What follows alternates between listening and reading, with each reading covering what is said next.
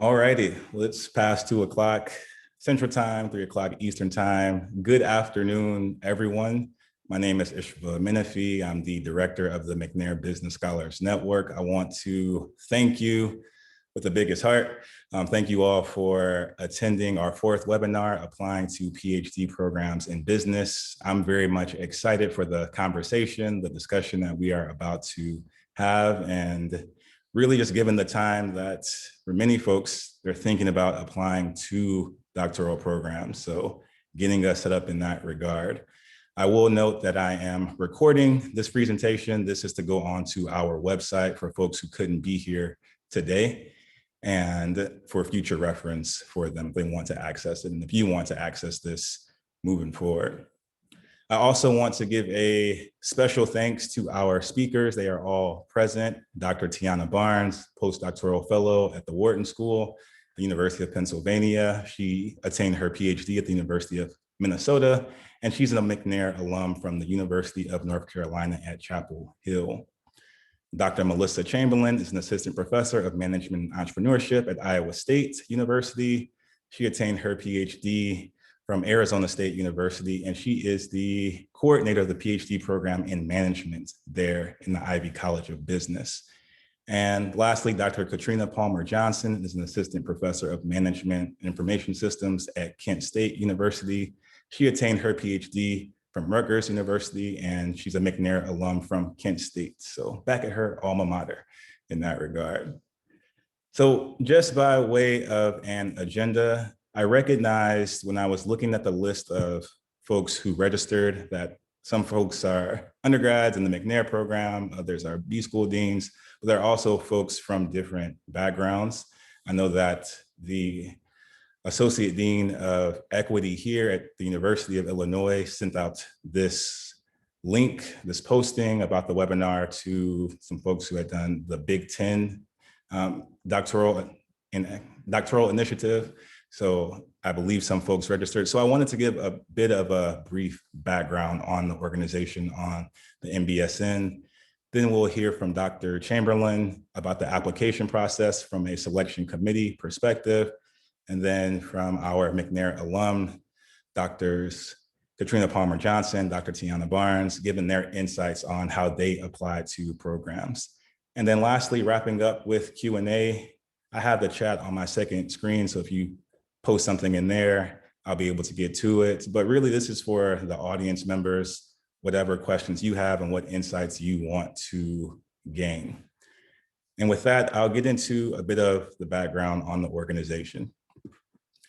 I say that the McNair Business Scholars Network is something that stems from the McNair Scholars Program, which is a national program that's focused on encouraging undergraduate students who identify as coming from low-income backgrounds and or who identify as coming from an underrepresented minority group, encouraging them to pursue PhDs in all fields.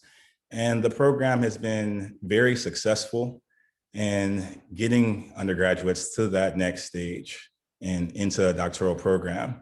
Myself, I did the program back in 2009 here at the University of Illinois. And the founder of the MBSN, Mike Barnett, couldn't make this presentation today, but he also was able to go through the McNair program. And individually and collectively, we both recognized over the years that we were just floating by ourselves in the process. There weren't any other business-oriented students when I did the program way back when, similar for Mike. So we came together last year and we decided, what can we do about this? Because as you see here with the numbers, this is something that we want to change. So I pulled from the McNair Scholars Directory, from the Council for Opportunity in Education earlier this year, and basically among recent graduates and soon to be graduates who are in the McNair program across the nation, less than 2% of them actually have a major that focuses on business, or they're thinking about their graduate study and business is just not something that comes to mind. And the question is, why do we see that? I think it stems from a number of reasons, especially undergrads from underrepresented backgrounds and even more generally in business schools. They're often unfamiliar with what a PhD looks like, what it consists of, what you can do with a PhD. I think when we see our professors, you often think, oh, they just teach. But there's that research component that's a large aspect of getting a PhD.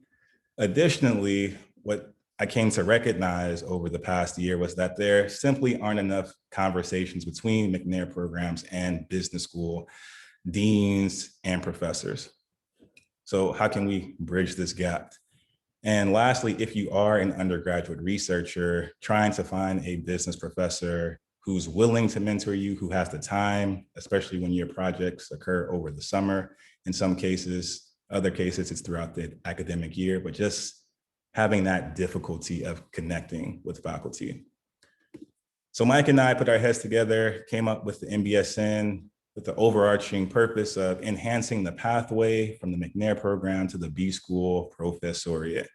3 primary goals or ways to do this: increasing the percentage of McNair scholars who conduct research on business topics, looking at McNair alumni. Secondly, those alumni in a multitude of fields, can we encourage them to consider a PhD in business? Because we often know that folks from psychology, sociology, communications, history often go on to do things in business from a doctoral perspective. And ultimately, thirdly, increasing the number of full-time B School faculty members coming from the McNair program. And we've been doing this over the past year in a number of ways. So as I mentioned, trying to build bridges between business schools and McNair directors. We've established a number of liaisons in this regard. We've also come across faculty members, not only in the US, but across the globe, who are willing to assist McNair scholars with their projects.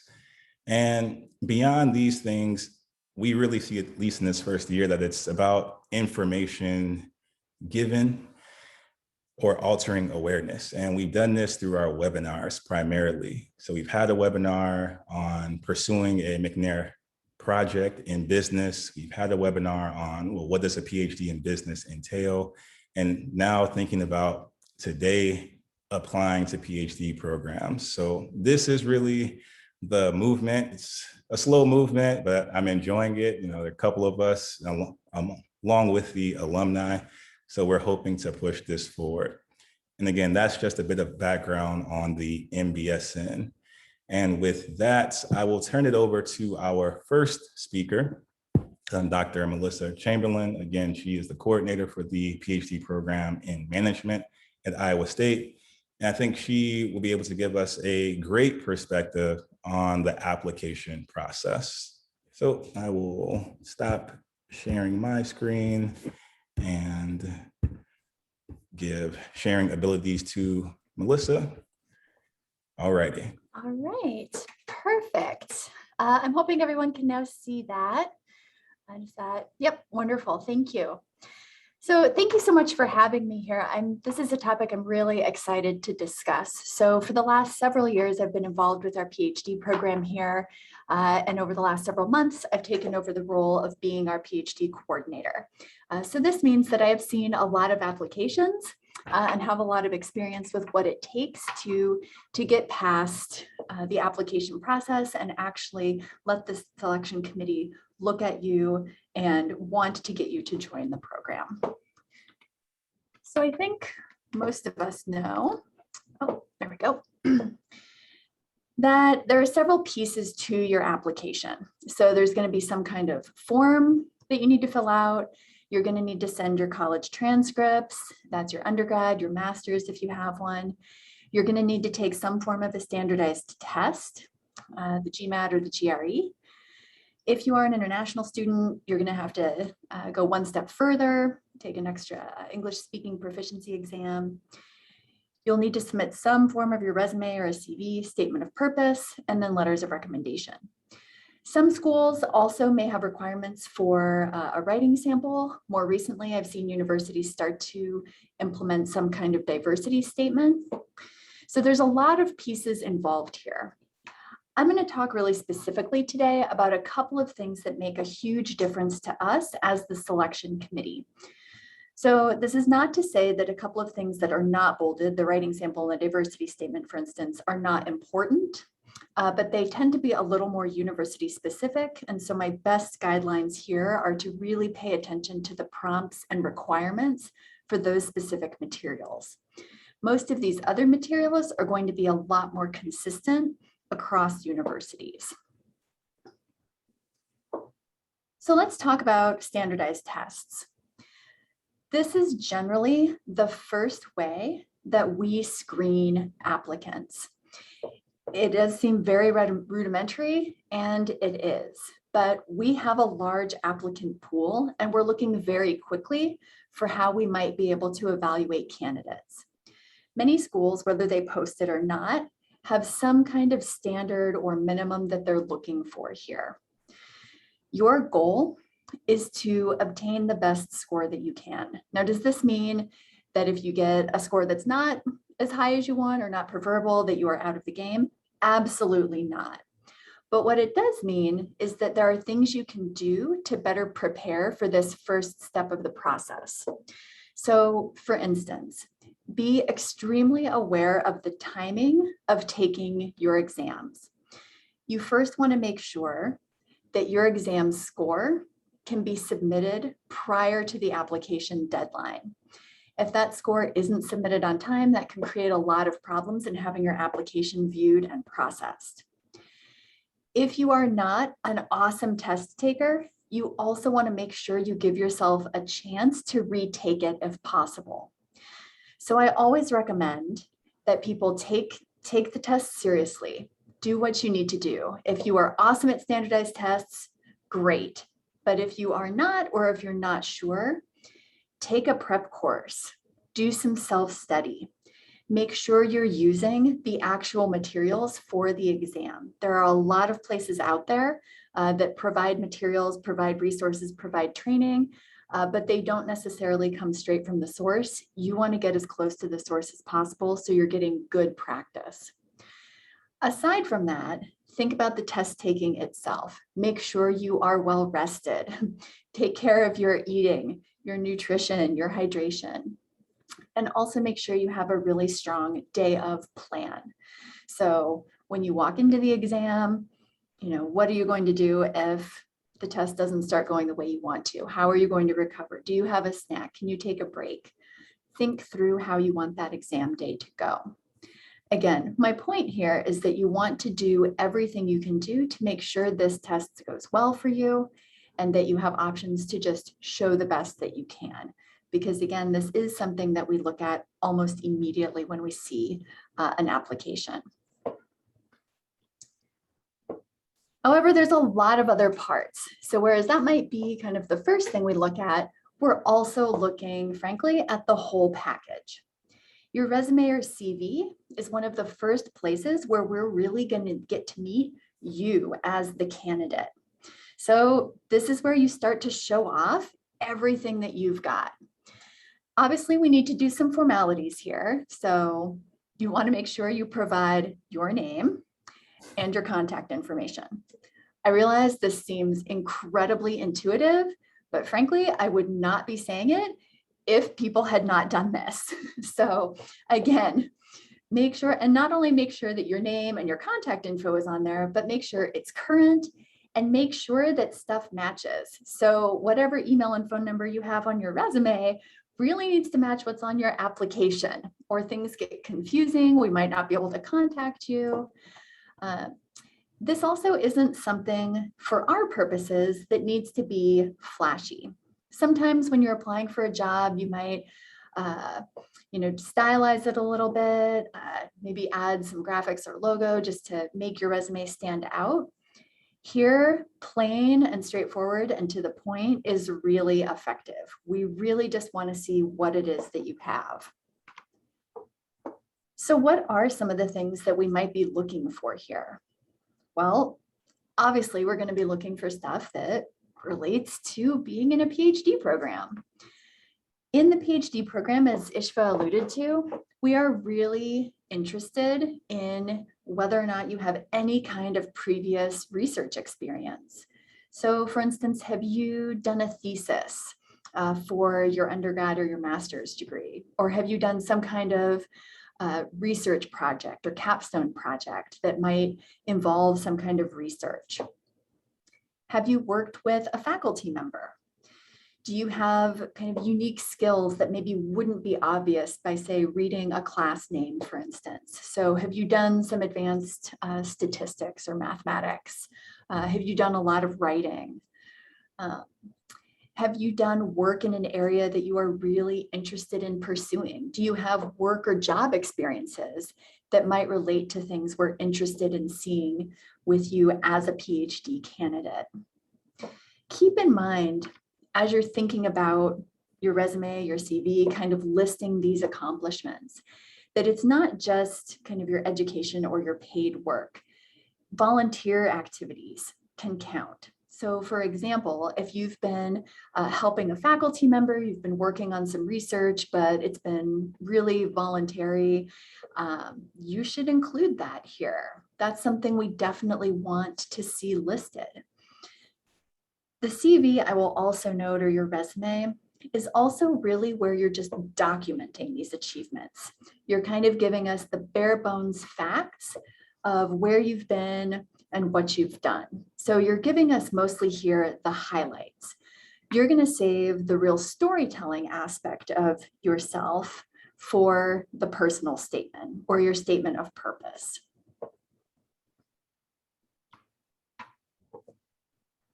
Statement of purpose, I would say, is one of the strongest elements of your application.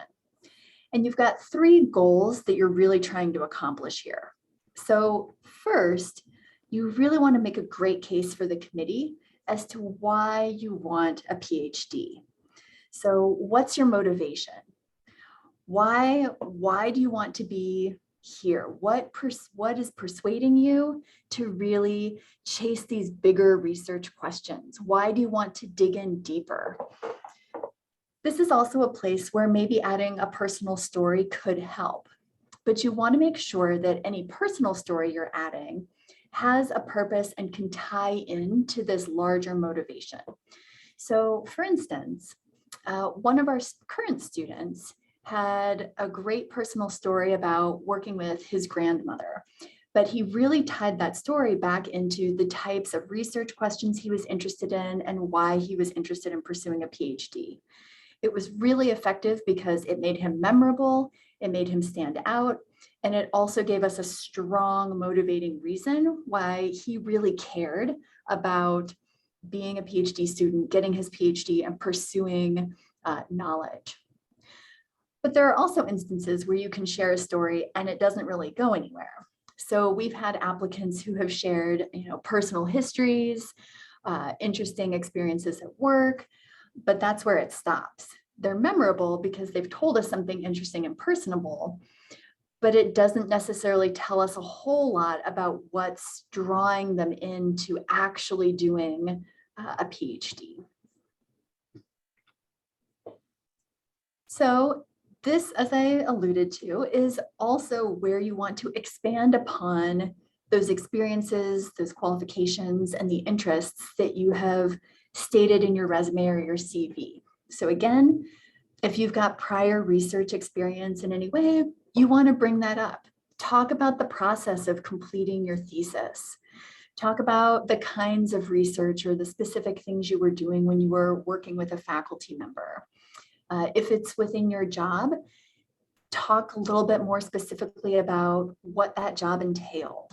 So this is where you're giving us more than that quick bullet point that we saw on the resume. You're really putting a narrative around yourself, your experiences, where you've been, and also where you see yourself going. This is also your space to start signaling to your selection committee that you've thought about the content area. You're really interested in certain topics, that you have some knowledge that might be relevant, that's helping drive specific questions you have, things that you really want to dig into and answer. Ideally here, you also want to be aligning some of these interests with the interests of the program or faculty to which you're applying. So feeling that fit and finding a match is really important. As faculty, as a selection committee, we want to bring in PhD students who we think fit in our program, who are interested in things that we and our faculty are interested in. And that's good for you as well. You want to be at a place where people are doing things and interested in things that you are. Which leads directly into our third goal with the statement of purpose. You really want to explain and help the faculty or help the selection committee understand why you want to get a PhD at this particular institution. So not just that you're excited about getting a PhD, but tell us a little bit more about why our specific program is of interest to you. So for example, are there faculty that you are aware of or whose research is really intriguing to you? Maybe people that you'd like to work with if you joined the program. Can you again kind of tie back some of your personal interests and your research interests into things that are relevant or important to the program you're applying to? Do you have any prior connections to people at that institution? So all of these things kind of bring together again why you want the PhD, what your qualifications are, and now why you'd really like to be here in this program. So there's a couple of underlying points which really makes this statement important. So first, as we're reading this, we really want to know that you as the candidate have a sense of what you're getting into. Obviously, this is also going to share things about yourself like you're conscientious, you're competent, you're very capable. But even kind of more important than that, that you've done your homework. You not only have a pretty good sense of what getting a PhD is, but also why you really want to be at this specific program. So this means you actually need to do a fair amount of work in the application process. So you really need to carefully evaluate the schools that you're applying to and look for that fit. If there's stuff that you're interested in studying, but no one at that school is interested in the same things you are, it's probably not going to be a good match. It's probably not going to get you too far past that initial stage of the selection. You want to get yourself bumped into that top group that's being really highly considered. In the same regard, this might be the only instance where, as a selection committee, we get to see your skills in terms of writing. So again, making sure that your statement is well organized, that there's good grammar, you've used a professional tone, really sends a strong signal and sets a good tone and sends a good message to the selection committee about your intentions and your seriousness about applying. I'll also note here letters of recommendation. So these should be your supporters. Generally, we're looking for 3. Programs, again, vary on this number and what's expected of a recommender. But when we think about a letter of recommendation, generally you want someone who's going to be able to speak to your skills and abilities, particularly as they might apply in a PhD program. This generally means that faculty are going to be your most ideal letter writers. They've been through the process, they can kind of speak the language, they know what we as a committee are interested in. So they're going to be more likely to hit on points they know that we as a committee are going to want to hear.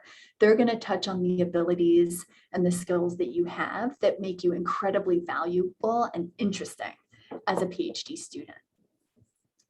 So one of the recommendations here is thinking about these letters in advance, trying to cultivate relationships with faculty or with other individuals who can provide not just a great recommendation, but who can really speak to these skills and abilities that you have. one of the common things that we see is a decent, a good application, people have done really well, and then we get to letters of recommendation, and there's maybe one that's kind of stellar, and then there's one or two where it's obvious that they were just quickly asking someone, they didn't have a good relationship, it wasn't someone who could speak to their skills, and that doesn't send as strong a message. So you really want to try and cultivate and think through who your supporters are going to be in advance of the application process. I'll note just a couple of other things here when we think about the application process generally. Management of applications is important. You're likely going to be applying to multiple places, and so keeping everything in order with the different requirements becomes important. You really want to make sure that in your application, everything is aligned and that you're very consistent. When we see inconsistencies as a selection committee, that creates some dissonance and it gives us a moment of pause. When everything flows together really well, things line up, things match between pieces of the application, it makes you as a candidate much stronger and signals much more clearly what you can do, what your capabilities are, and how much we're going to want you as a student in our program. To some extent, you can obviously control this amongst your own things, but you also want to have some sense that your narrative is going to align with what your letter writers say. So for example, you've been working with a faculty member doing some research for several months. You blow it up and really enhance maybe your role on the project in your statement of purpose. So we get this really great sense, but then we go to your letter writer, who is the supervising faculty, who says, oh, well, they really just had this smaller role in the project. Not great. Okay. You want to make sure that you are highlighting, accentuating, shouting out, telling us all of the amazing things that you do, but also keep it realistic and keep it honest. Again, consistency and alignment is really, really important. And that carries over down the road when you get into interviews and connecting with selection committees at your different institutions that you've applied to. I like to think about the application process as our first engagement in signaling. All of this is about signaling the quality and caliber of student that you are going to be. And we can send really strong and positive signals. And one of the ways that we can do that, very small, very simple, make sure you get your stuff submitted, done, and completed on time. Waiting till the last minute, having things go wrong in the application process isn't, again, a deal breaker, but it does slow down the process on our end as a selection committee. To that end, be aware of all of the deadlines. Again, most deadlines are somewhere between December and January, but schools differ. So make sure you know where you need to apply to, where materials need to go, and make sure those things are getting in when they need to. Programs are very competitive. There are always a ton of applicants, so it does not motivate a selection committee to wait or follow up when we know there's a bunch of other people who have already applied and whose materials we already have right in front of us. If there's ever a moment when you're not sure, it is never a problem to follow up, either with the coordinator of the program or whoever it is that manages application processes for a particular institution. And then I think, as I mentioned, you want to make sure you apply to multiple schools. Again, it's a competitive process, and you want to give yourself multiple chances to get into a program and to get into a program that fits and works for you. Just a few last thoughts here. So when you get interested in a school, feel free to reach out and make connections with them. So each school that has a PhD program is going to have a director or a coordinator or a chair for your area of interest. Find out who that person is, set up a meeting, ask questions about the program. You will have obviously done some work, read up on the website, talk to other people, ask them questions that go beyond that. It really sends a good message and a strong signal about how interested you are in the program. And it also provides you with a lot of information about the kinds of things that they do, how much they help PhD students, how much you would like to be a part of that program. You can also connect with other faculty at schools that you're interested in.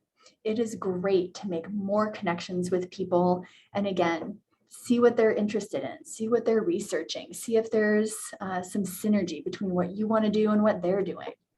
Keep in mind, I do want to mention this, individual faculty generally can't admit you to a program. You still need to go through an application process. So I always suggest meeting with the director or the coordinator or the chair. But again, having connections with other faculty can definitely scoot you up in the process if people in the department know who you are.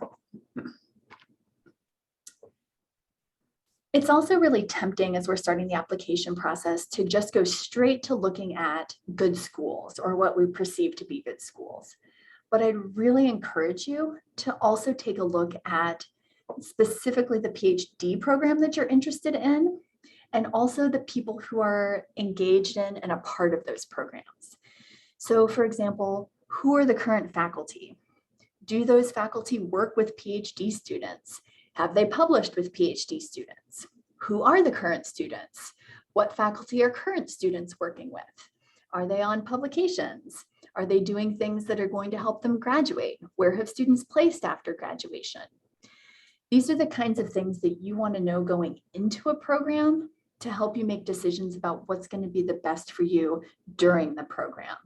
You want to be in a PhD program that's going to be highly supportive of you as a student, that's going to make sure you graduate, and that's going to make sure you have a job when you get out. As you get further into the application process, you will probably have more and more connections with schools that are interested in you. So interviews, email exchanges, etc. There's a lot of detail we can go into here, and I'm sure some of this will come up in questions, but the short advice I would give is to always err on the side of being professional and be responsive. So if you get an email from a program and it goes for 4 or 5 days unanswered, again, it's not sending a great signal about your interests in the program. Try and be as quick as you can. Obviously, there are limitations there, but 24 to 48 hours turning around, again, just signals that you really are interested and want to be a part of a program. And then just for yourself, as you're going through the process, getting a PhD is a lot of time, a lot of effort, and for many of us, incredibly life-changing. With that in mind, think about what your end goals are. Is it that you really want to do research-oriented work? You're excited about contributing knowledge to the world, helping disseminate that knowledge? Then yes, the PhD is definitely for you. If you're in a space where you're leaning a little bit more towards teaching, you're really interested in that part of the process, you might want to think through the programs you're applying to, because a PhD isn't always necessary to teach at the college level. There are definitely schools and institutions which allow you to have a balance between both. But again, considering what your primary interests are is important when you're first coming into the program, because the PhD itself will be extremely research oriented for most institutions. So that is a very, very broad overview. I will stop there and turn it over to our next presenters.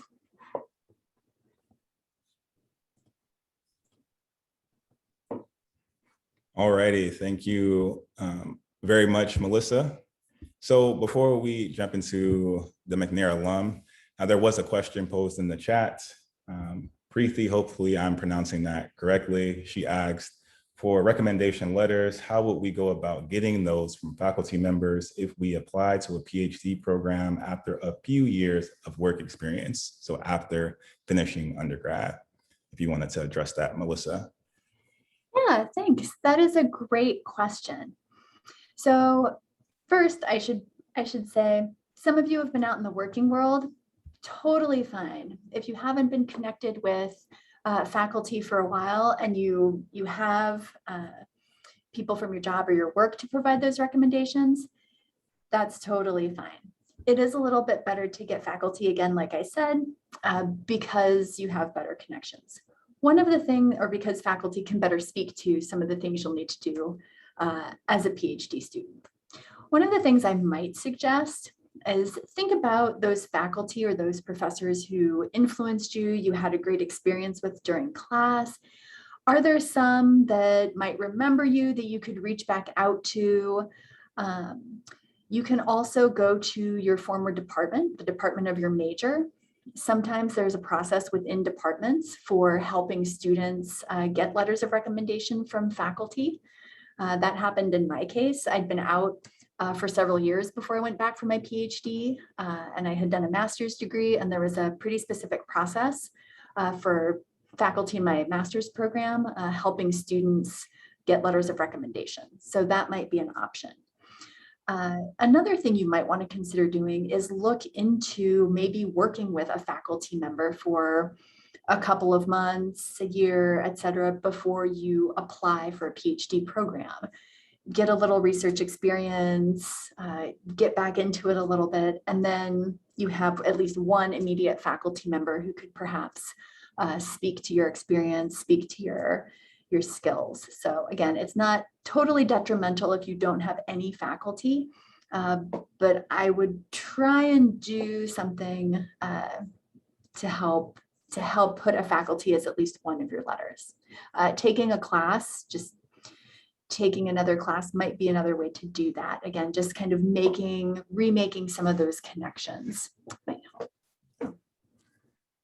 Thank you for addressing that question, Melissa.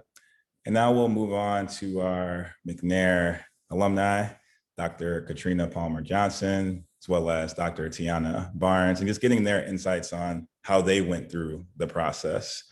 And so I have some questions for them, and we can just come back and forth.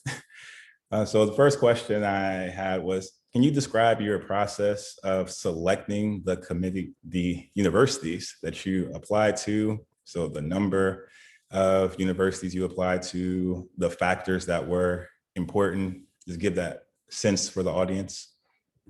We can start with Dr. Barnes. Hi, everyone. Okay, so a couple of things, and some of the bits I think we'll get through with some of the questions. I'm just going to echo some of the things that Dr. Chamberlain mentioned. So first thing, in terms of thinking about selecting universities, this was a bit of advice that was given to me years ago about the 3 different categories of schools you want to look at. And some of you have probably heard this before about 3 to 4 safety schools. So these would be like schools particularly that you think you have a really great shot of getting into. 3 to 4 acceptable schools. So these are maybe about at the peer level of the institution that you're at now. And then 3 or 4 reach schools. So these might be institutions that have maybe really strict criteria in terms of applying for a PhD program. They might be in a different type. So maybe you're in a teaching type institution. We kind of talked about that a little bit more, but I can elaborate on that. Maybe you want to get more into a research type institution, but think about colleges and universities going to fit within those 3 buckets. So I think that was about the process that I took. So I think I applied to like 10 to 12 schools, but I can't remember the exact number. And then the other thing was my McNair advisor helped me significantly craft my list. Again, or something about me specifically. So I was in a psych department, and that was my major, that was my focus. And then my particular field is organizational behavior, or so in the management department is typically, so I essentially apply my psych degree to a business context. We study people at work and with different subtopics. And so this was a new area for me, right? I was kind of switching over and doing business within McNair. And so I had no idea what type of institutions I needed to apply to. And so as I was working with my McNair advisor over time, she got to know my personality. She knew my work ethic. She got to learn me as an individual. And so she really helped me. We sat down and I was like, these are all the schools that I'm interested in. And of course, I was just kind of like rattling off what I thought were like the best schools. And she really helped me craft to say, let's look at the department. Let's look at their research productivity, right? So are these people publishing? Because that's going to be really important. I think we'll talk about that maybe a little bit later. The fit, right? So in terms of the culture, is it really competitive, right? Some people thrive, some students thrive in environments like that. I'm real productive when I feel like I'm competing against other people. I did not want that, right? I wanted to feel very collaborative, homey, you're in these departments for 5, maybe 6+ years, right? So it's like, I needed to feel comfortable. I didn't want to feel like I was elbowing my peers, right, in the department. And then she also help me figure out who my advisor was going to be. So my, once I was a PhD student, helped me figure out which faculty were going to be best for me to work with. And so those three categories: safety, acceptable, reach. And then she kind of helped me think more about fit overall. I think that's basically how I approached the process. Thank you for that. I love that approach, Dr. Barnes. Mine was less systematic. So after I graduated, I went straight into my MBA. And then I got work experience. And I was like, okay, I know I want to go back to my PhD. I just didn't do it right away. And so I had about 5-6 years of work experience prior to pursuing my PhD. And so when I started thinking about that process, I did start thinking about in terms of like research. I was like told, you know, you want to go to a school that's going to be supportive of your research efforts. And so making sure that there's faculty there that's doing work that you're interested in. So that's how I navigated my approach.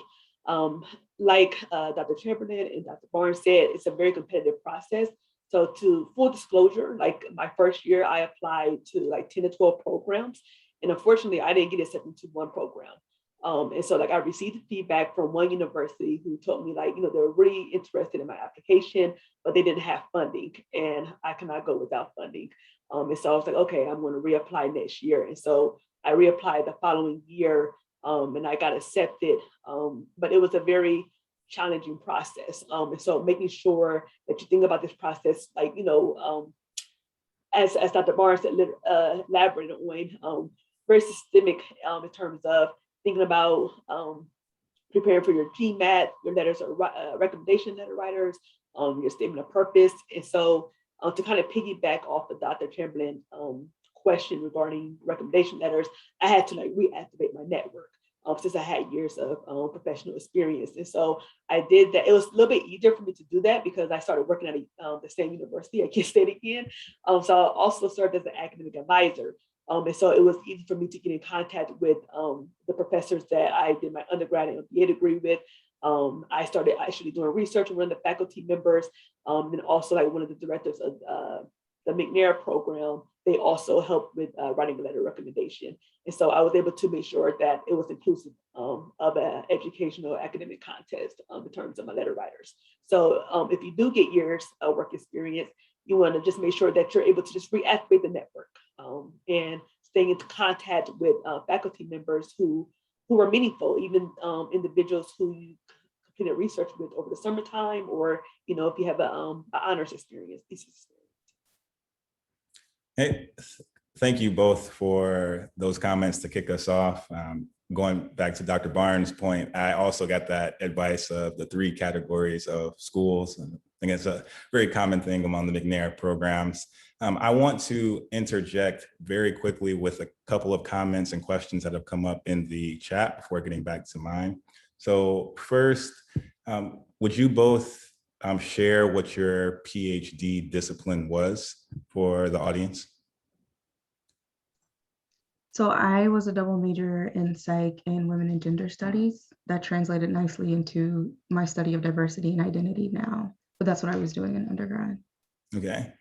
And for the doctoral program, was it in organizational? Oh, behavior? sorry, yes. Yeah. Yes. Organizational behavior, yeah. Thank you. Management department. Mm-hmm. Thank you. Yes, same. My PhD is in organizational management. Okay. Thank you both for that. And this question, the second question might be specifically to Dr. Palmer Johnson. How important do you think your work experience was, definitely in getting in, but also in your pursuit of PhD? I was intentional with getting work experience before pursuing my PhD because I just felt that it brought more value to the classroom. So I remember being in a classroom as an undergrad and some professors, like they were alive. They provided practical experience and they really influenced me in terms of, you know, one day, you know, possibly being a professor, but it was really the tangible experiences that I was able to kind of gravitate to that I really enjoyed. I didn't want to just speak about theories, but also the application of theories.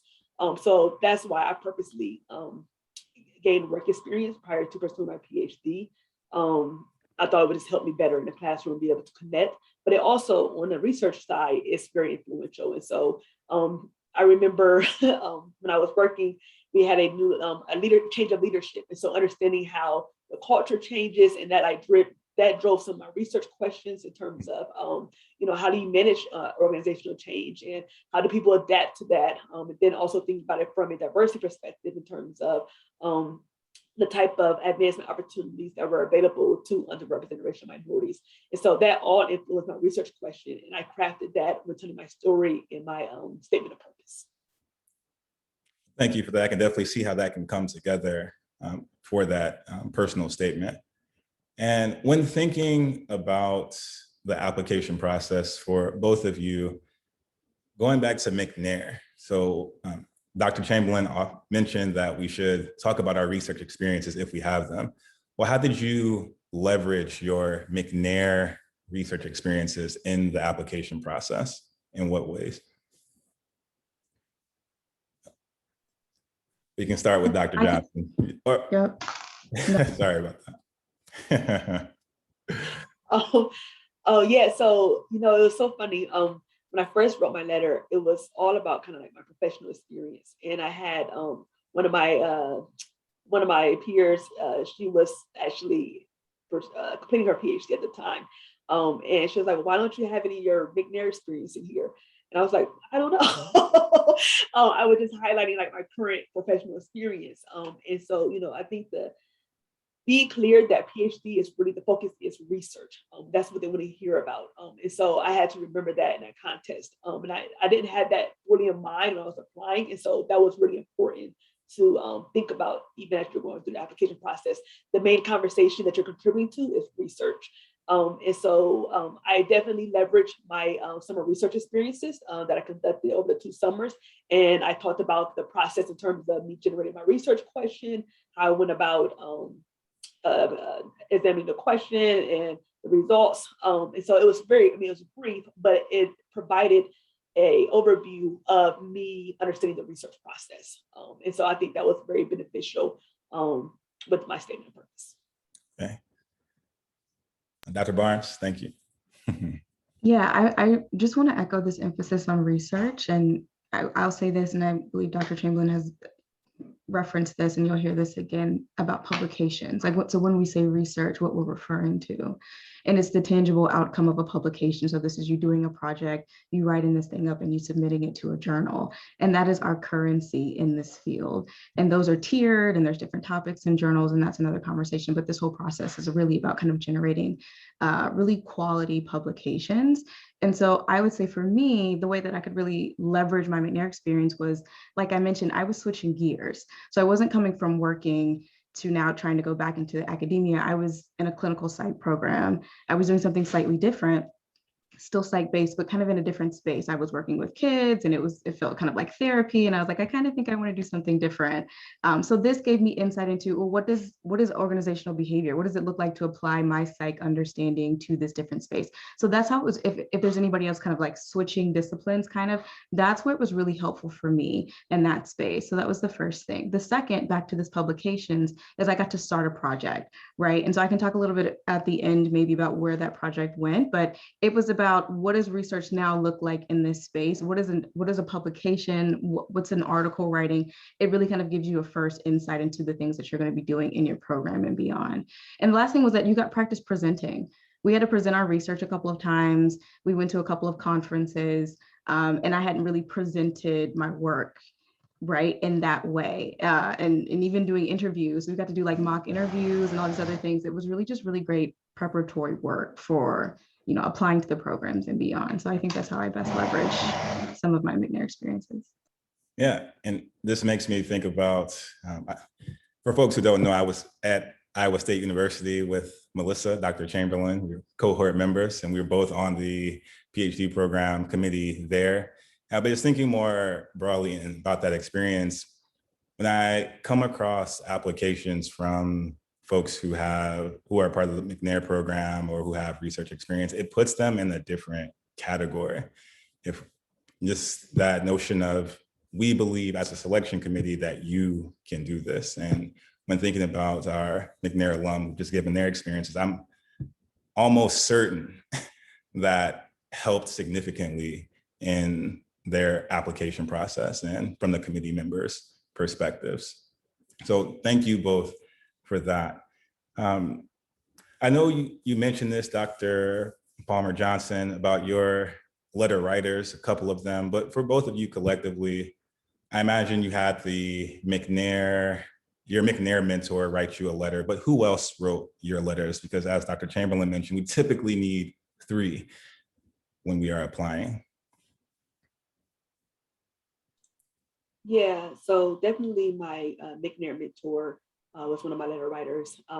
Then I had 2 faculty members. So one faculty member, it was one relationship that I reactivated when I started thinking about pursuing my PhD.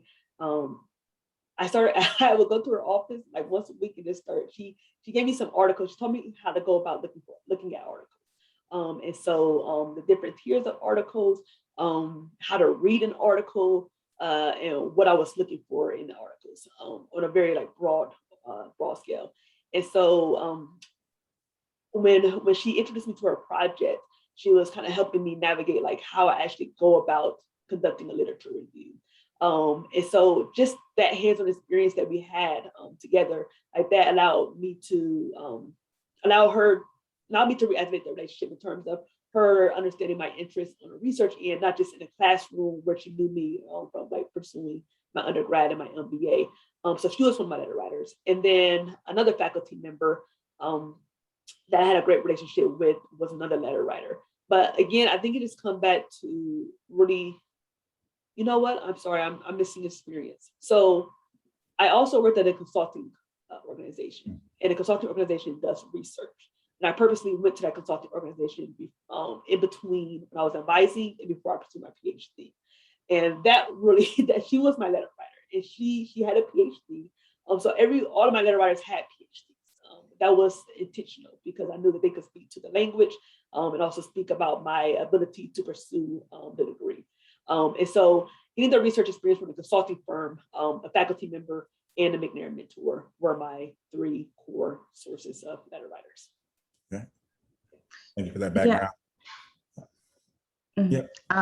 So my McNair advisor was also a letter writer. Our lab director. So I joined when I said I was in clinical psych, I ended up joining a lab, I think my sophomore year, because I knew that I was going to need research. And also at the time, I didn't even know I was going to do this, but I wanted the experience. So our lab director was also the department chair for the clinical psych program. And so even though it was a different type of field, he was very recognized in that space and could also speak to the research aspect. So I asked him to write a letter. And also I got a postdoc to write a letter for me. And so a postdoc, once you finish your graduate degree, right? So you have your PhD, this is like a temporary position that you can take for like 2 to 3 years before entering into a faculty position or maybe going on to do something else. You have additional time to do research, you can publish, you can learn more about a topic. So it's just like a temp position in between. And so I worked with her very closely in the lab on specific projects that she was doing, some of which that were kind of in my topic area of interest. And I got her to write a letter for me as well. So also all 3 PhDs, one wasn't technically faculty, but could also speak to my work ethic, especially because we were working very closely. I also want to just add something in here as a quick bit of advice for, I think the question that was asked earlier about if I've been away from academia for a while, I've worked in something else, and I kind of want to think about letter writers or how to get connected again.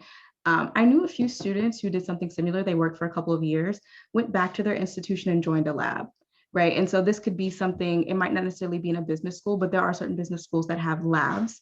These are a collective of people who do similar research on certain topics, and they present their research. They might do projects. If it's more psych-based, they might do some research together. But they came and they were a lab manager. So they were basically like advising the undergrads, and they maybe did that for a semester or a year or something like that. And that was a really beautiful way to kind of get back into the research. Now you have research to talk about, and you have connections with people who can write letters. So I just wanted to drop that bit of advice while I was talking about lab stuff. Yep. And thank you for that additional recommendation. Ish. What's that? Go ahead. Can I piggyback off of that comment? Absolutely, absolutely. So thank you for mentioning that, Tiana. I remember another peer at Virginia Tech, he told me that he was in McNair also, and he was looking at his thesis, and he was still interested in some of the topic areas. And he was advised to look at the people that he's commonly citing in his thesis. And that helped to guide him to think about some of the institutions that he was looking at, and who he would like to work with, who he wants to be in conversation with. And so when we think about research, it's really like, who are you trying to be in conversation with? Who are you trying to have a discussion with in terms of these broad different topic areas? And so, he was, say for example, he was talking about supervisory ethical behavior or something. If you see in the comment citing in terms of like, I keep referencing this individual, well, maybe you reach out to that individual in terms of some of the work they're pursuing, because that's who you're trying to be in conversation with. So you can think about it in that terms too, in terms of some of the work that you're working on right now, what interests you, and who are you referencing in your current work. Yep. Thank you both for that advice, particularly for those of us who have gone away for a few years, gotten work experience. Now, thinking about the process of, okay, I've made a selection of schools, I have a full list, maybe 10 to 12. How did you go about identifying a potential mentor specifically? And did you reach out to those individuals before you submitted your application? And if so, can you talk about that experience? So, go with Dr. Barnes. Yeah, so I asked for advice from the very first faculty that I took a B school class from. So my very first class in the business school as I was switching was like OB 101 or something like that. And so I reached out to her and I was like, hey, this is what I'm doing. Do you have any recommendations? And so I kind of started with her suggestions and worked from there. I looked for someone with similar research experiences. So I think I just went to faculty, their websites on the university profile, and just looked at some of the things that they were doing if they interest me. And then between the faculty that I asked the initial question with, the class that I was in, and some of the other students, so people who are actually in the B school or some of the PhD students that I had kind of connected with, I asked about availability. Dr. Chamberlain talked about this, and I think this is huge, right? And this is also going to be a really big thing for when you actually get into your program and you're also looking for an advisor. Anytime you're looking for a mentor, someone who's going to guide you, you need someone who's going to be available, right? To provide guidance, to give you information, to work on these research projects with you, right? This is extracurricular, right, for the faculty themselves, and they're very, very busy. So who actually has an interest in this, right? Who has a love for this? Maybe if there's a faculty member who's also McNair Scholar. So those were the kind of things I asked for recommendations. I kind of did a bit of my own research, and then I had some chats with people informally just to think about like who might take on a student and who was going to be best for this. That was a bit of my approach. Yep. Okay. So when I knew that I was going to be attending, well, I reached out to faculty prior to submitting my applications in terms of just getting a feel for faculty who may be available in terms of mentoring. And then once acceptance letters started rolling in, I would reach out to some of the students of the program because they give you a realistic shot of what's happening in the program, what faculty are really available, how they work with students. So they give you a little bit more of a real feel for the culture of the program. One advice that one faculty member had told me, I was very ignorant about. I did not know at all. And so I met with them, and I did my research. I was looking at his CV, and I'm like, hey, I see you do this. I'm very interested in your work. And he entertained the conversation, and he was like, that work is really like 5 years ago. I'm working on something different now. I was like, oh. And so, when you're looking at the CV, also looking at these, publications, it takes, 2-3 years to publish. And so that means that like once it's really hit the publication, once it's really out for the public, it's something that it's like in our past now, but it's still something we cherish, but it's in our past now. So in terms of looking at what they're currently working on, and then also, looking at what's the work that they have in progress, not necessarily what they have already published, especially if it's like years back. So being mindful of that. Yep. Thank you both for those comments. I was just thinking about that. Well, if someone are they currently publishing? And to that point of, yes, research, as we know, can take forever to get to that next stage, to be in publication form. And definitely going back to Dr. Barnes' point on the notion of availability. Is a person going to be there? Are they responsive? Does this person want to interact with doctoral students or potential advisees? Because it takes a lot of time. And so being cognizant of that. And if you can reach out to current doctoral students, get their perspectives, also beneficial to see, well, what's the culture like at a particular place? I know we got about 30 minutes left. I just want to jump in and say, if you have some questions, I have questions for days. If you have questions, please feel free to pop them into the chat and we will continue moving forward. I have the next question. We often know that we have to take an entrance exam. For me, it was the GRE. For most business schools, it's the GMAT. They are accepting of the GRE, but thinking about entrance exams, how did you both approach taking that exam? What was that experience like? Oof, I'm glad I took it. Oh no, I'm so Dr. Chamberlain provided some great advice there. I myself not a really good test taker in terms of standardized tests. And so I took the GMAT and I took the GRE. Both of us were accepted at my institution. So I've taken numerous like the preparatory courses. And so like, for example, Kaplan or Princeton Review, I took their, I invested in their courses. It's a nice investment, but I think it did really pay off in terms of thinking like the test, the people who write the test. I took a lot of practice tests. And so the Kaplan and Princeton Review both have like literally practice tests that you can take that really mimics the real test. And it's a good reflection of how you really will perform on the real test. And so I definitely suggest taking that 1 or 2 times, just so you can get a feel for where you stand. It really provides you a good reflection of that. And providing you with enough time for yourself to take the exam. If you need to repeat it, at least you have that gap in terms of when the application actually due. So provide that buffer. And so I recall like on my application, literally like one of the coordinators, she reached out to me and she said, I see you have a strong application, everything looks good. She said, but your GRE is not, it's strong, but it's not that strong. It's not necessarily, it doesn't meet our average basically. And she was like, can you provide some more explanation to just that aspect of your application? And I wrote a letter stating how I invested in myself in terms of the test taking, the Princeton Review, and the Kaplan, and also other things that kind of contribute to my overall application. And that was significant in terms of me being admitted. And so I think, not leaving on the excuse that, oh, I'm a bad test taker, but what are you doing to try to improve yourself, to try to get to that next level? And that effort is being put out there. I think that you'll be fine. Yeah, I think I got a practice book. I got the flashcards, like I got some of the traditional materials to study. McNair also offered these prep courses for us during the summer. It was like several weeks. And so like everybody went to them and so they were just like, you went through each of the sections, like the quant section and all of that, and the verbal section, and practice. That was the bulk of my preparation. I also did take it twice. They told us that they would aggregate your best score. So I think most of us was like, I know I'm just going to try to take it twice so I can see if I can get better scores the second time.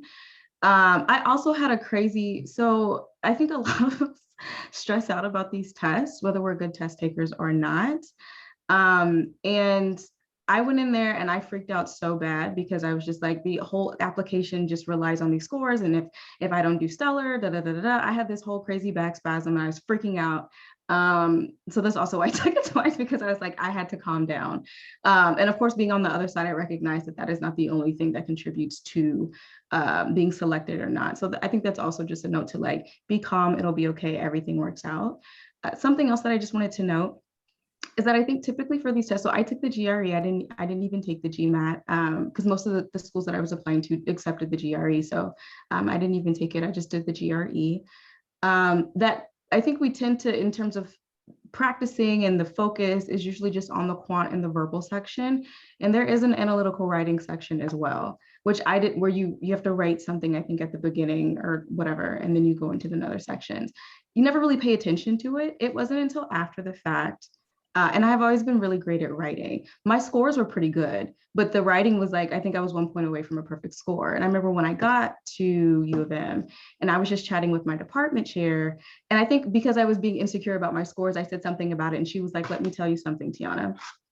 A lot of people will look at your scores because writing is going to be really important, possibly more important when you get into programs, because it's about publications. It's about writing. Can you write critically? Can you write well? Can you convey something through your writing that's like significant in terms of your research or whatever, right? And so I just also wanted to add that tidbit to say, focus on those sections as well. Practice your writing, practice that section particularly of the standardized test, and don't neglect it the way that I did. And I just happened to look out and do well on it.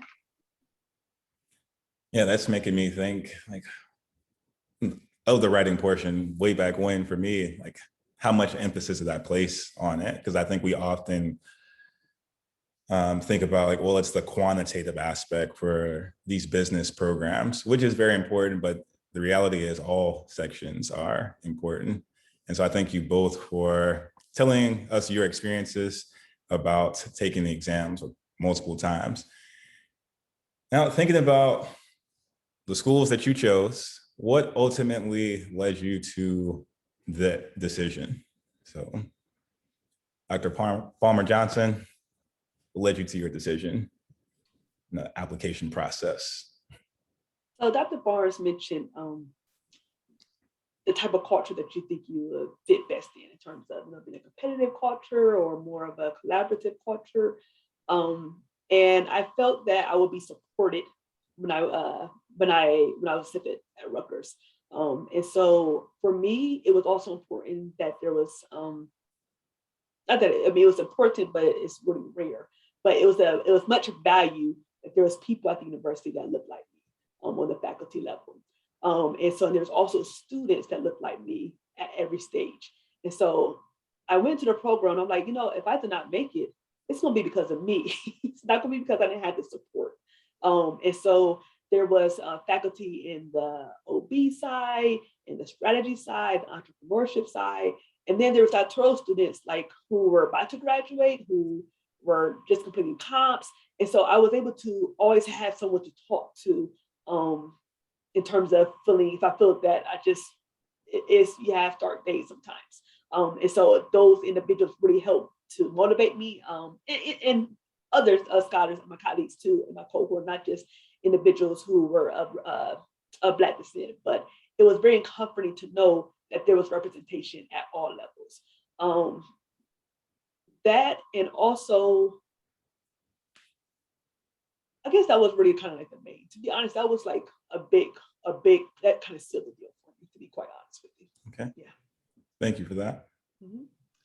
Yeah, I would say that my visit kind of sealed the deal for me. So once you've gotten past the initial, I think like selection phase for graduate programs, they will fly out a handful of students that they're still interested in. So you get to meet the department a bit and the faculty and the other students and things there.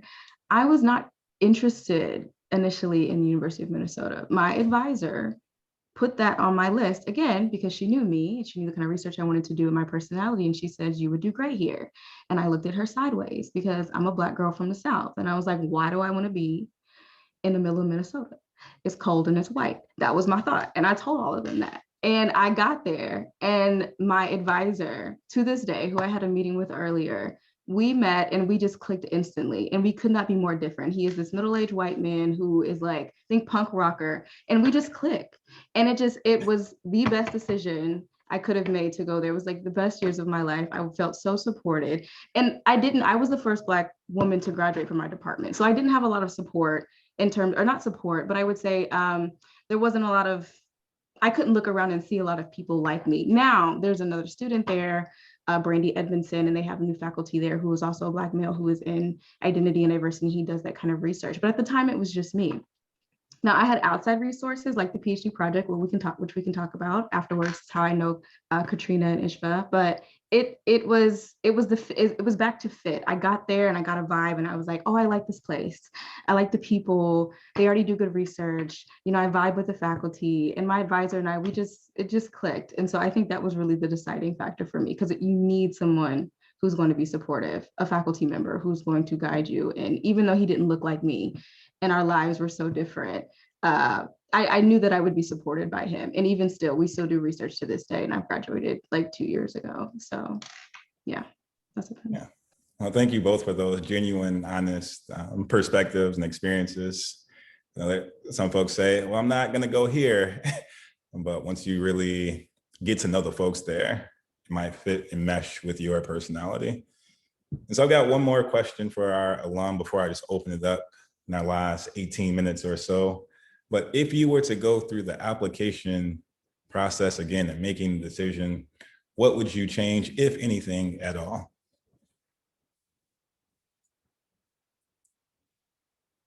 Dr. Barnes? I can go. The first thing I think was I would start and finish my projects. So I mentioned this earlier, and I said I think I would come back to this. So I started doing research with my faculty advisor, and we got to a point where it was close enough that I could present on it and talk about some initial findings, and it was more like a pilot study almost. So this was like a pre-study that you might do to a larger project that you're interested in. Now that I understand the emphasis on publications, the emphasis on writing articles and things like that, I think I would have tried to start and complete more projects, and not just do enough that I could have something to present at the McNair conferences and things like that. I think that's the first thing. The second thing is I think I would have wanted to try to get more into research at the institution that I was interested in after the fact. And so as a McNair scholar, when you start to think about the schools that you want to apply to, so not only getting involved in research now, of course, like through the McNair process at your current institution or your previous institution, but where do I think I want to go after that? There are other McNair scholars, there are other faculty. Now I'm getting connected to their research. I think I would have wanted to plant seeds in other places a bit more. And that would have been useful when I was writing my letters, my personal statements, talking about my research experience. Oh, so now the faculty on the selection committee, they know my name, they probably see me around, we may have worked together, et cetera. So I would have planted those seeds and just kind of got connected more to the institutions that I would later apply to. I think the last thing is I would have prepared myself mentally. And I don't know how much you can do that because you don't really know what a PhD entails until you're actually in the weeds.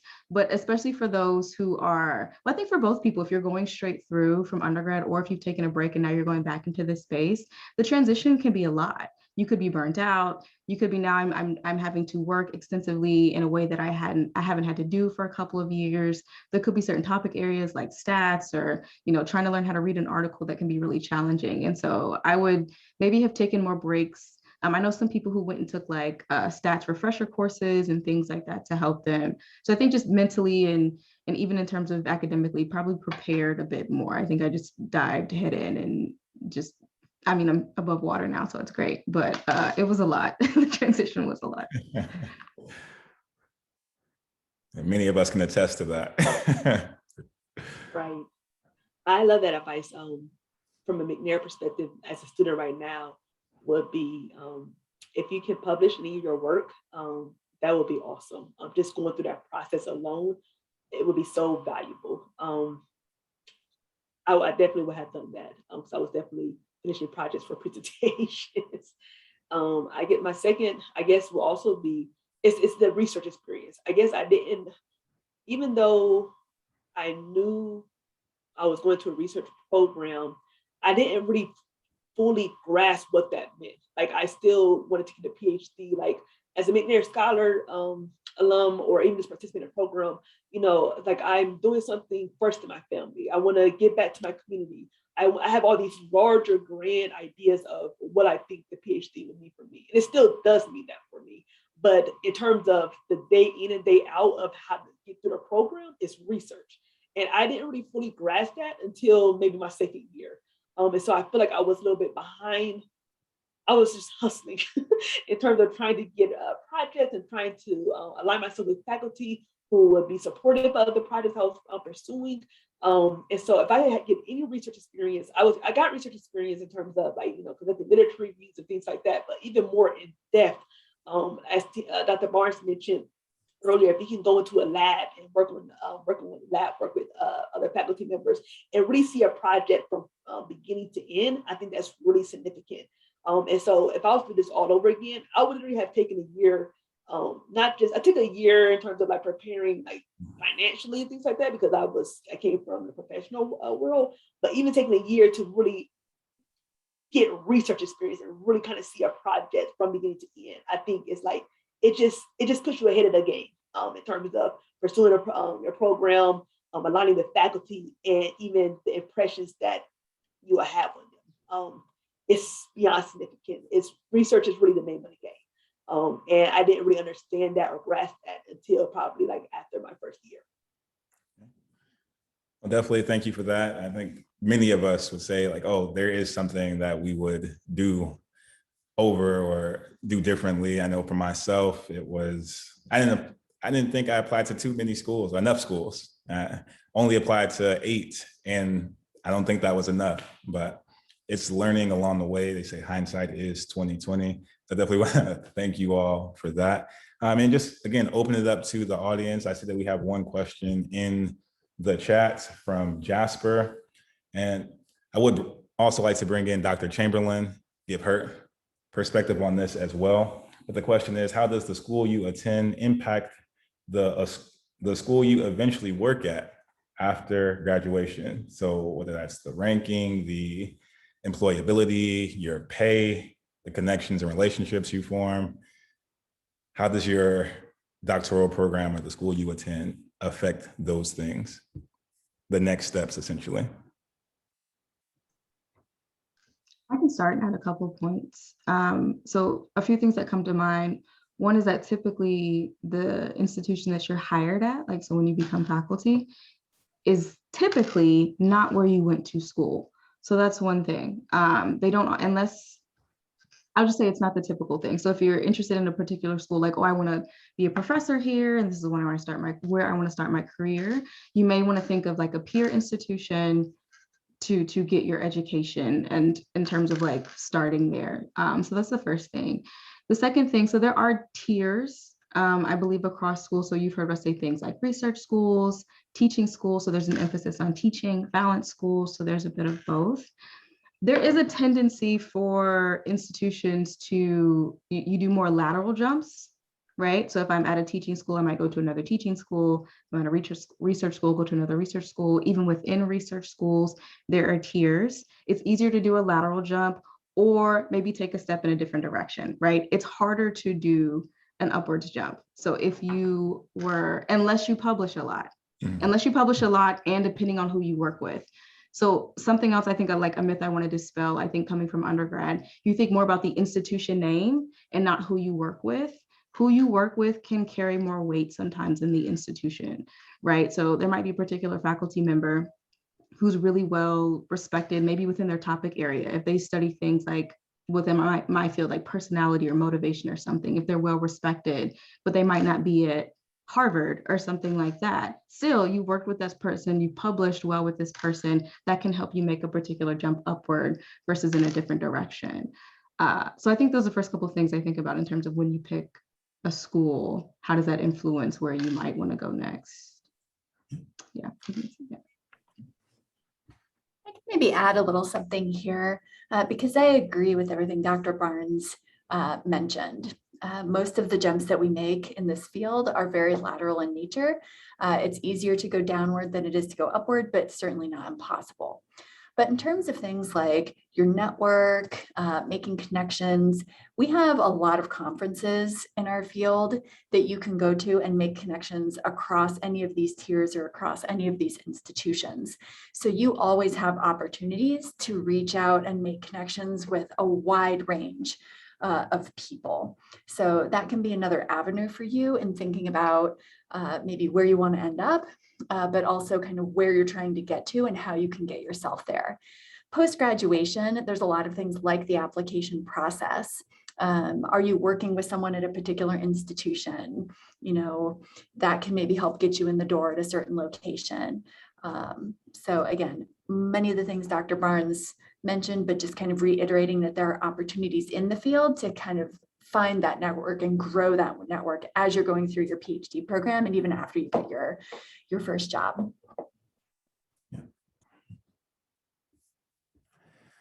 All righty, thank you both for that. Got a couple more questions, so we'll jump to them. Trey asked, what if you do not want to do research or teach as a career? Do you think it would still be beneficial to get a PhD? Open to our speakers. Dr. Johnson, okay. I think it can be beneficial to get a PhD. There's a lot of reasons why I highly recommend it that may go beyond research and teaching in our academia.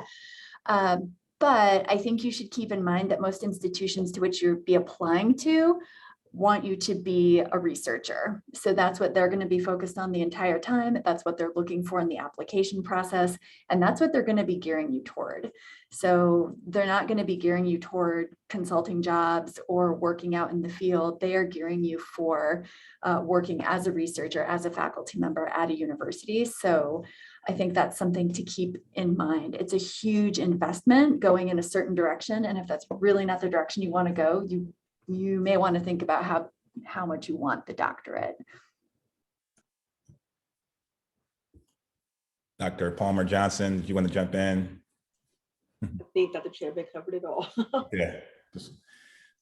All right. Thank you for that. For our next question, this might be geared towards Dr. Barnes. What are some reasons to do a postdoc instead of going straight into a tenure track job? Is a postdoc necessary to get a tenure track position? And so Dr. Barnes is currently in a postdoc, so. Awesome question. It's not necessary, but it is very valuable and very helpful. I'll run through this quickly. Again, with the emphasis that publications are the thing that most institutions are looking for, I think Dr. Johnson mentioned this earlier, it takes a while sometimes to get a project out from the initial thought stage to the execution, the writing. You submit it to a journal, there's likely going to be revisions, maybe more than one round of revisions. It can take some time. And so if you think about when you really start getting into research, and I don't know if we talked about this in a traditional PhD program, but the first 2 years are going to be basically your classes. So it's going to be like you're back in school, you're taking classes and things. You'll take like a comprehensive exam to test you on all of your knowledge. And then you really kind of get into research more in depthly. So maybe your third and fourth year, in addition to working on your dissertation. So in terms of other random projects, there's not a lot of real time to go in depth to those. And you're still learning, right? You're still learning how to do research. And so by the time you get on the market, you may or may not have significant publications, or you may have things that are not squarely in your topic area. You're still figuring out what kind of scholar you want to do. Postdoc just gives you more time. It gives you more time. It allows you to develop new skills, right? I have a friend who's doing a postdoc right now at NYU. I think she's faculty there now. She kind of wanted to switch topic areas. She was studying one thing and kind of was like, I think I'm interested in this other topic, or I want to get mentored by this person who is an expert in this area. That's what she used her postdoc to do. So some people use it to develop new skills, and it's also good for developing a new network, right? So I have my U of M network, now I have my Wharton network, right? So I'm doing research with other people in this institution now. I'm gonna have new letter writers when I go back on the market for a faculty position. So additional time, new network, different resources, all good things. And some people take a 6th year also in their program. So there are options, but it's good, but it's not necessary. Thank you for addressing that question, definitely given your experience. I just saw another question pop into the chat from Jasper. How would you research your program's funding or a program's funding prior to applying or selecting a school? So if we think about getting funding in the PhD program, how do we go about understanding what programs offer? Who should we ask? I think, is that information so in general, a PhD program in business, you receive funding the accredited institution. The funding varies though. I'm trying to think, is this information readily available on the website? But I don't No, think it's so. not. Oh, I okay. don't- I mean, they tell you on your offer letter, but beforehand, I don't think they tell us that. okay, Dr. then no, Chamberlain, okay. do you know more about yeah? I think that also varies between institutions. I think some institutions are very forthcoming with that information and other institutions are less forthcoming. My suspicion is that it's about selling you on the school first. So especially if the offer is a little bit low, that you're already kind of hooked. Uh-oh. Did we lose Dr.? It's funny she froze on hooked. Yeah. I think Melissa, you're back. Oh, yeah. Sorry. Okay, sorry about that. Oh, yeah, no worries. I just think it's schools vary, but you should be able to ask your coordinator or director, and they should be able to tell you how much you might get paid. You know, I'm just going to add to that. In general, you have of course, they pay your tuition, healthcare. You get a monthly stipend, and so I mean, it's not nowhere rich. It's kind of, it's something. Well, go ahead. Sorry, Katrina. I don't mean to cut you off. I would also say develop relationships with the PhD students. I don't know if it's more the first years or the more senior students. I feel like the more senior students probably could speak to a variety of your questions better, but like a handful of schools or something that you're really interested in, they'll tell you. I think as PhD students, we get, or when we were PhD students, we get all the questions, all the emails. Like, I think I'm interested in applying to this school. We'll be the good ones to tell you who's taking students, who's working with students, because all faculty are not taking students, how much money we get. And then eventually, like when you do a visit, you'll get to see the campus. And oftentimes, like especially me, I'm always the one like, what questions do you want to ask that you're scared to ask? I will answer the questions for you. So talk to the PhD students. We're more than likely going to just be like, we'll tell you the truth. Yep, absolutely. Beyond the faculty members, I'd say doctoral students are lifeline. So when I was applying to schools, going on visits, I had very frank conversations with some folks, and I believe that doctoral students are very open to that because they want you to make an informed decision based upon what you already know about the program, based upon their experiences as well, and if this is best for you. So we got about less than 2 minutes left. Any burning questions before wrapping up?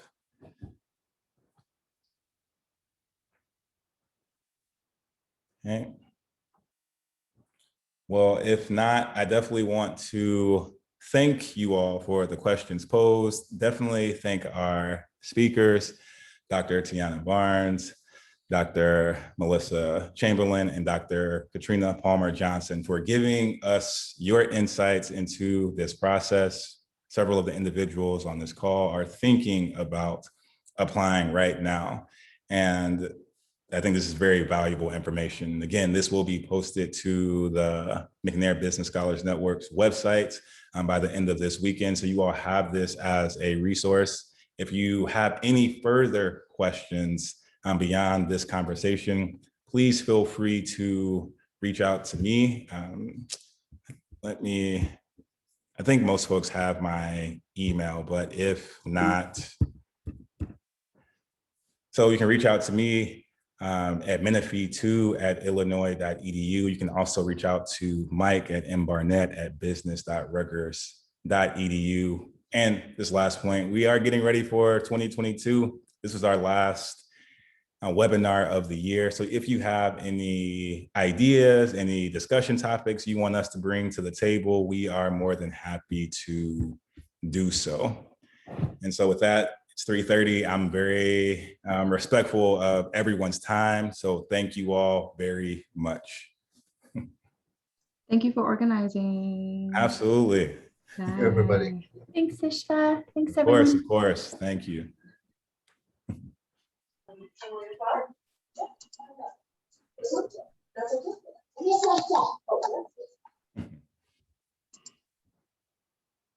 Yeah, thank you. I'm definitely going to reach out to talk to Absolutely. you Yep. in the future. That's what we're Yeah, here so- for. Yeah, Of course. thank you. Have a good one. All right, bye. Bye. Let me save this chat.